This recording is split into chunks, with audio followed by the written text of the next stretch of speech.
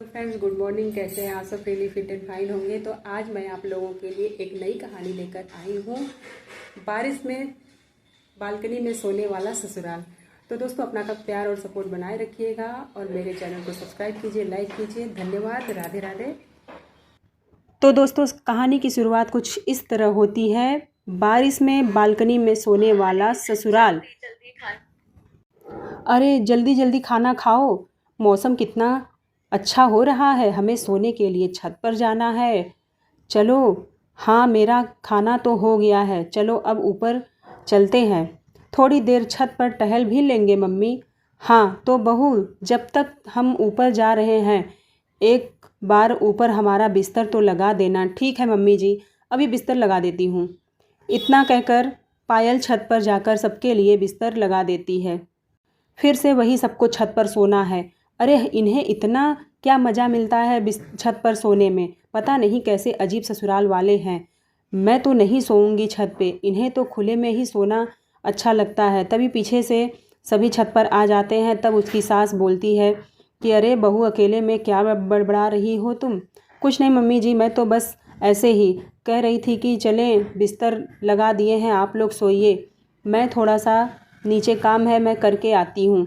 ठीक है बहू, तू जा, अपना काम करके आ। सबका बिस्तर लगाकर पायल तो नीचे चली जाती है। हो, कितना अच्छा मौसम हो रहा है, कितना सुहाना मौसम आ गया है।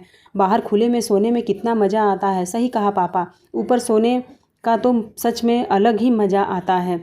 वहीं दूसरी तरफ पायल रसोई में बर्तन धो रही थी। इनका ऊपर सोना मज़ा है, लेकिन मेरे लिए तो बहुत बड़ी सज़ा है। घर का सारा काम निपटा करके वो भी ऊपर चली जाती है और सबके साथ छत पर सोती है। इस तरह सभी छत पर सोते थे। कुछ दिन बाद, अरे आज तो बहुत तेज़ बारिश हो रही है। हाँ, बारिश ने तो कहर ढाया हुआ है भाग्यवान। बहुत देर से बारिश हो रही है, रुकने का तो नाम ही नहीं ले रही है। तभी वहाँ पर पायल चाय पकौड़े लेकर आती है। लीजिए मम्मी जी, पापा जी, आपके लिए चाय और पकौड़े। तभी हम बहुत अच्छी खुशबू आ रही है बहू। बारिश में चाय पकौड़े का तो अलग ही मज़ा होता है। हाँ, लेकिन मैं चाहती हूँ कि जल्दी से ये बारिश रुक जाए, वरना हम रात को छत पर नहीं सो पाएंगे। हाँ, यह बात तो बिल्कुल सही कह रही हो भाग्यवान। हम लोग कैसे सोएंगे रात को छत पर? उसके लिए बारिश का रुकना बहुत ज़्यादा ज़रूरी है। तभी पायल सोचती है, मैं तो चाहती हूँ आज बारिश रुके ही ना, चाहे तेज़ आंधी तूफान क्यों ना आ जाए, लेकिन बारिश नहीं रुकनी चाहिए। कम से कम एक दिन तो छत पर ना सोएं। शाम होते ही तेज़ बारिश होने के बाद रात को बारिश रुक जाती है। चलो, शुक्र है भगवान का कि आज बारिश रुक गई। हे भगवान, क्यों रुक गई बारिश, क्यों? चलो फिर से बिस्तर लेकर के चलते हैं छत पर। अब पायल का दिमाग खराब हो रहा था। ये कह रही थी कि मम्मी जी, आज हम लोग नीचे ही सो जाते। अरे बहू, कैसी बात कर रही है तू? तुझे पता है ना, हमें हमेशा छत पर सोने की आदत है, हमें अच्छा लगता है। हमारी डिक्शनरी में नीचे सोने का तो लिखा ही नहीं है। हाँ पायल, और वैसे भी बारिश तो अब रुक ही गई है ना, कुछ नहीं होगा, चलो ऊपर ही सोते हैं। तभी पायल सोचती है, देखो कैसे बेसब्रों की तरह फड़फड़ा रहे हैं छत पर सोने के लिए। चलिए, सभी के साथ पायल भी छत पर चली जाती है और फिर आधी रात को तेज़ बारिश आ गई होती है। अब हमें नीचे चलना चाहिए, नहीं तो हम बुरी तरह भीग जाएंगे। चलो भाग्यवान, नीचे चलते हैं। हाँ, जल्दी से सब बिस्तर उठाओ और भागो। तभी पायल बोलती है, देखा, मैंने तो पहले ही कहा था ना कि, लेकिन किसी ने मेरी बात तो मानी नहीं। फिर से बारिश होने वाली। हाँ हाँ ठीक है, चलो अब जल्दी करो, नीचे चलो। सभी अपना अपना बिस्तर उठा करके नीचे आ जाते हैं। इस बारिश को भी अभी आना था, इतनी अच्छी नींद आ रही थी। पायल की सास बोल रही थी, ऊपर से सारा मज़ा किरकिरा कर दिया, अब हमें मजबूरन नीचे ही सोना पड़ेगा। नीचे तो नींद भी नहीं आती है मुझे। हाँ माँ, सही कह रही हो, जो मज़ा छत पर सोने का है वो मज़ा नीचे सोने का नहीं है। मुझे तो बड़ा बुरा लग रहा है। और तभी पायल बोलती है, अरे मुझे तो अच्छा लग रहा है। पायल मन ही मन सोचकर मुस्कुरा रही होती है। तभी उसकी सास बोलती है, क्या बात है बहू, इतना हंस क्यों रही है तू? कुछ नहीं मम्मी जी, बस ऐसे ही मैं कह रही थी कि अब हमें सो जाना चाहिए, क्योंकि सुबह उठना भी होता है। हाँ चलते हैं। उस रात सभी अपने अपने कमरे में सोते हैं। और पायल की सास, अगर रोज़ ऐसे ही बारिश होती रही तो हमें कमरे में सोना पड़ेगा, तो हमें बिजली का बिल कैसे हम बचत कर पाएंगे। हाँ भाग्यवान, तुम बिल्कुल सही कह रही हो। तभी महेश जी बोलते हैं, हाँ भाग्यवान, तुम बिल्कुल सही कह रही हो, मेन मकसद तो यही था कि बिजली का बिल बचत कर सके। और इधर पायल, वह तो बहुत खुश थी कि आज कितना दिनों के बाद हमें, लेकिन बारिश रुकने का नाम ही नहीं ले रही थी। ऐसे ही एक दिन बालकनी में बैठकर सब नाश्ता कर रहे थे।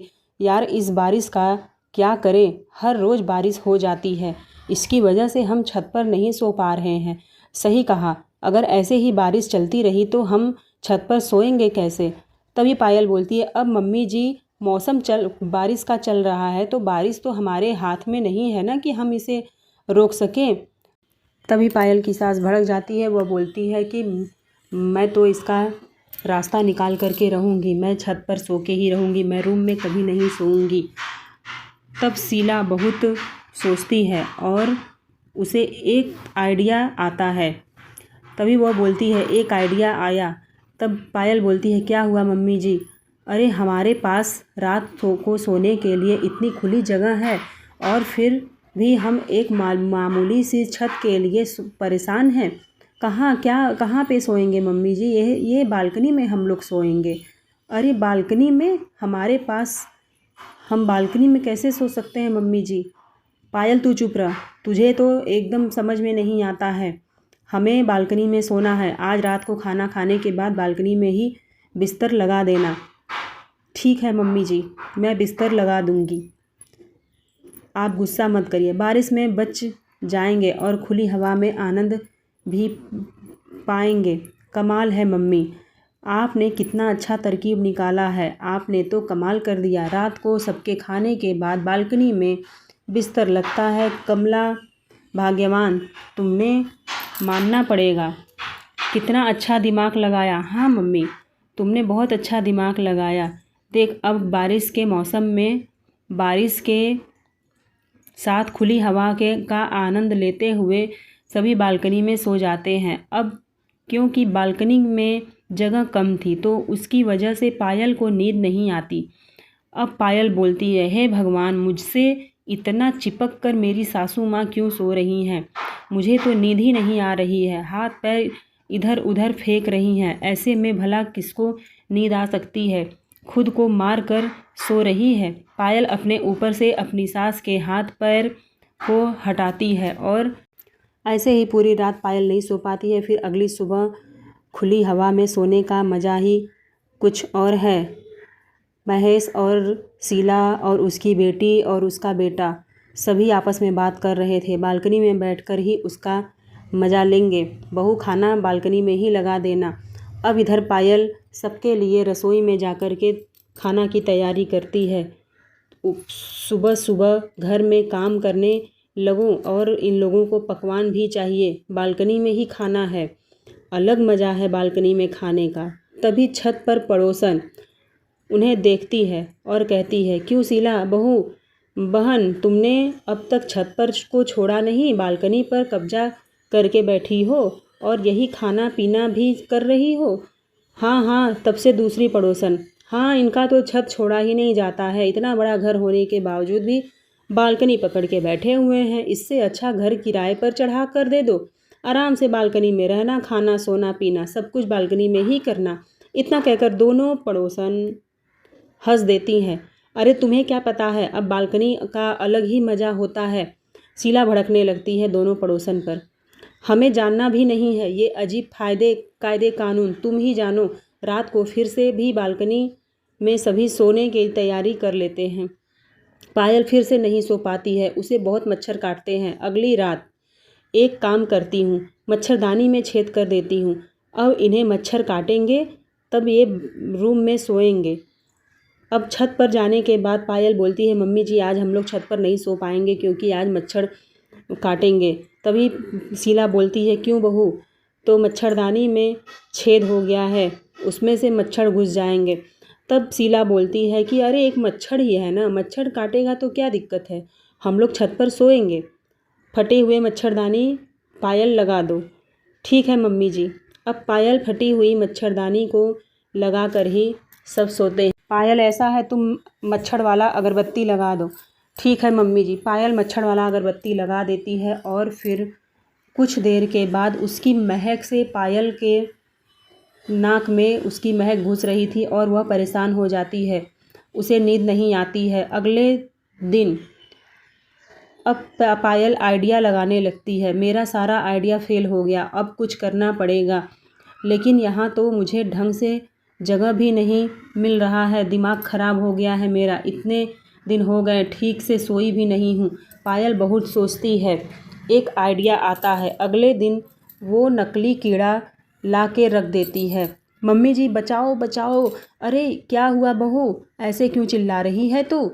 मम्मी जी यहाँ देखो, एक जोक है। अगर हम यहाँ पे चिपक गए हमारे शरीर में तो सारा खून पी जाएंगे। अरे हमें बालकनी पर नहीं सोना चाहिए मम्मी जी। अरे कमरे में चलते हैं ना मम्मी जी। अरे चुप कर, बहुत बड़बड़ बड़बड़ कर रही है। शीला कागज़ से उठा करके उस जोक को बाहर फेंक देती है।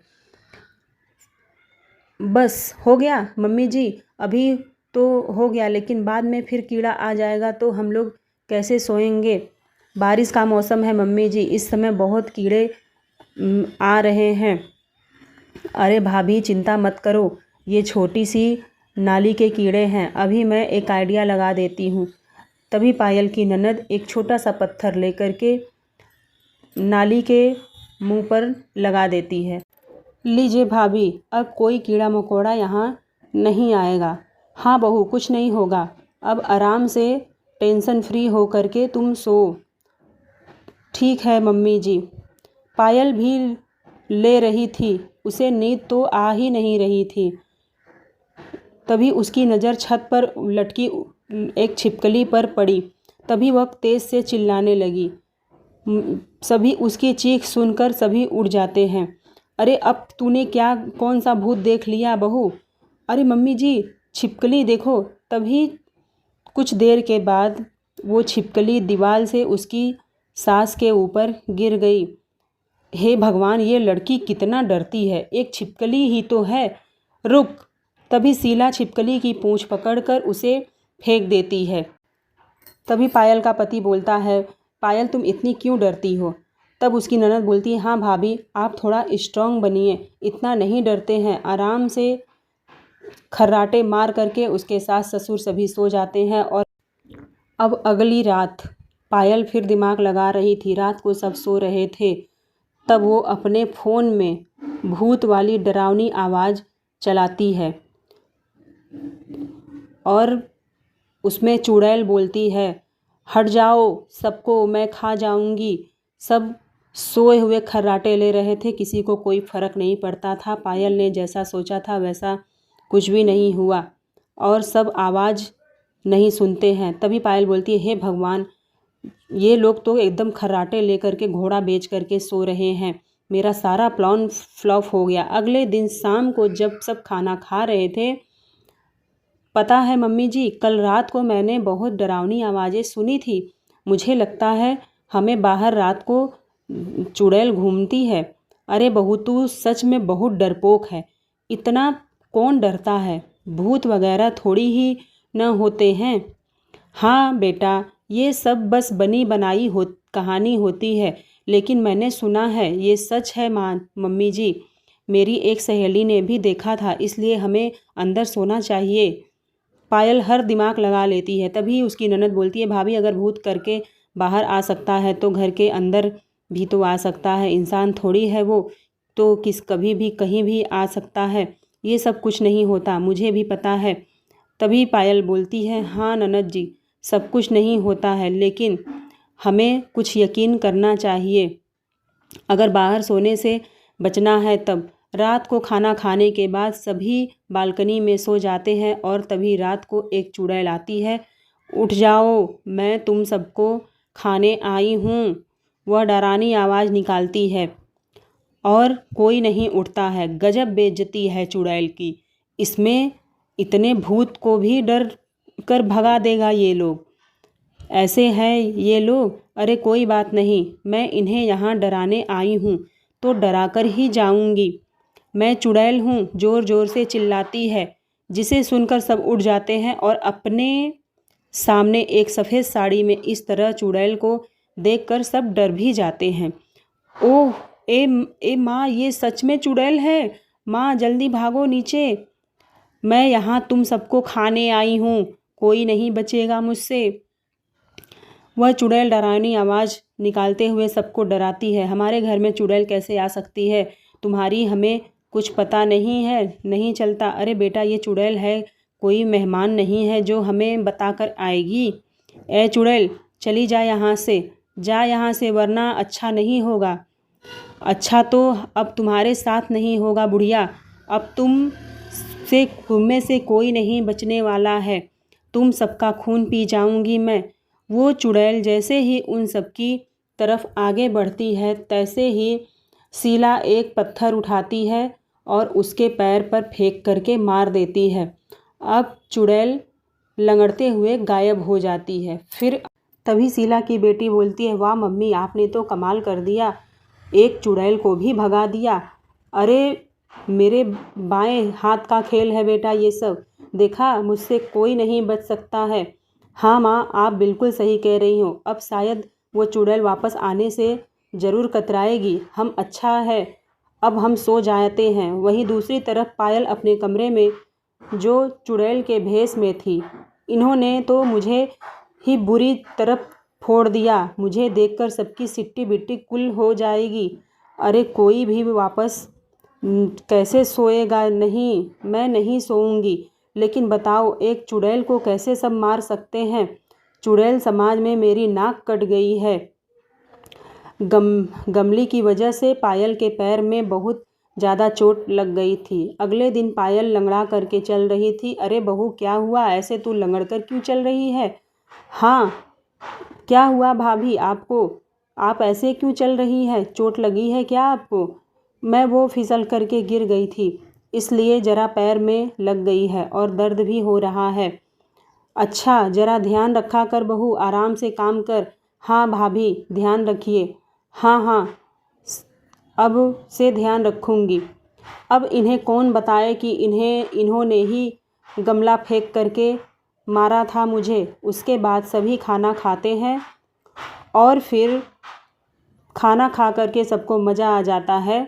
चलो, अब मज़ा आ गया, अब बालकनी में सोते हैं। हाँ बहू, अब बिस्तर लगा दे। जी मम्मी जी, अभी लगा देती हूँ। सभी बालकनी में सोने की तैयारी करते हैं। बारिश हो रही थी, बारिश रुकने का नाम नहीं ले रही थी और पायल के पैर गीले हो रहे थे। बस बहुत हो गया, मैं बालकनी में सो कर के परेशान हो गई हूँ। मुझे गुस्सा आ रहा है, कल एक जुगाड़ लगाना पड़ेगा मुझे। अगले दिन पायल जब रात को बालकनी में बिस्तर लगा रही थी, अभी बहुत तेज़ बारिश हो रही है और पायल सारा बिस्तर गीला कर देती है और बारिश का दोष डाल दूंगी। सब सोने बालकनी में आते हैं। अरे ये बिस्तर इतना गीला क्यों हो गया है बहू? वो पापा जी, बारिश हो रही थी ना, इसीलिए गीला हो गया है। लेकिन इतना गीला कैसे हुआ? मम्मी जी, बाहर से बारिश के छींटे आ रहे हैं, पानी अंदर आ रहा है, इसलिए बारिश की वजह से पूरा बिस्तर गीला हो गया है। इसका मतलब आज हम यहाँ नहीं सो पाएंगे। अरे कैसे नहीं सोएंगे? क्या हुआ? गद्दा ही तो गीला है ना पापा जी, गद्दा हटा दो और चटाई बिछा करके सो जाएंगे। तभी पायल सोचती है, हे भगवान, सबका तो दिमाग चालू हो गया है और मेरा भी दिमाग चालू कर दिया है ये लोग। चाहे कितनी भी पापड़ बेल लूँ, लेकिन बालकनी में ही सोना है। चाहे कुछ भी हो जाए, हम बालकनी में ही सोएंगे। चलो फर्श सूखा कर बेटा दूसरा बिस्तर लगा दो। ठीक है, अभी लगा देती हूँ। पायल को बहुत गुस्सा आ रहा था और वह मुंह फुला करके दूसरा बिस्तर लगाती है। बाकी सब घोड़े बेच करके सो जाते हैं, लेकिन पायल को नींद नहीं आती है। लगता है मुझे कुछ दिमाग के घोड़े चलना बंद हो गए हैं।